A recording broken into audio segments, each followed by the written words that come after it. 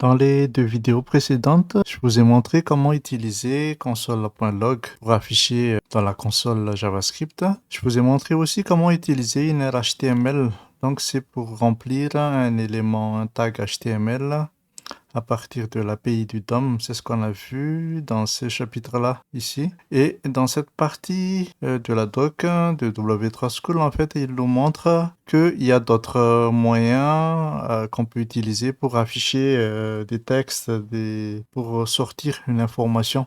Donc là, il nous montre qu'on peut utiliser aussi document.write, juste pour votre information, hein, parce que là, il nous montre window, document. C'est quoi Windows et c'est quoi Document? Windows, c'est la fenêtre. C'est toute la fenêtre qui est là avec le X que vous voyez sur le côté. Ça, c'est la fenêtre Windows. Et le document, c'est la page. C'est la page qui est là. Donc quand on écrit window.alert, c'est que on utilise l'API de Windows pour afficher en alerte un message. Et quand on fait document.write, on dit que sur le document, écrit quelque chose. Voilà. Donc, on va tester. Là, on a déjà les exemples ici, hein. Donc, on peut cliquer sur le Try It Yourself pour voir. On va lire ensemble là.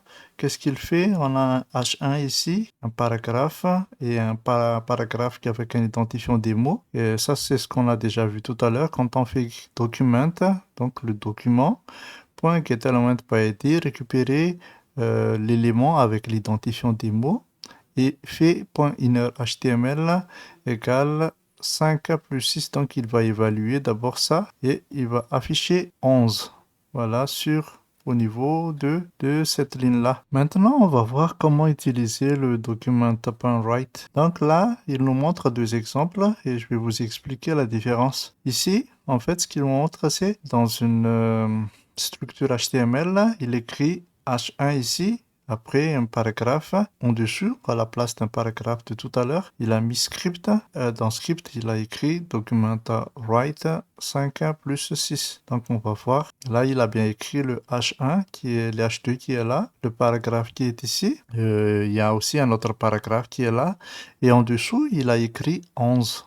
Donc il a fait le calcul, là. Après il a affiché avec document.write 11. Après, dans l'exemple suivant, en fait, il nous dit clairement ici que dans cet exemple-là, la différence, c'est que au moment où il va afficher le document.write, il va tout effacer sur la page HTML et n'afficher que le chiffre 11. Pourquoi? C'est parce que, en fait, ici, il va tout d'abord afficher la page My First Web Page avec le H2, le paragraphe, après un bouton.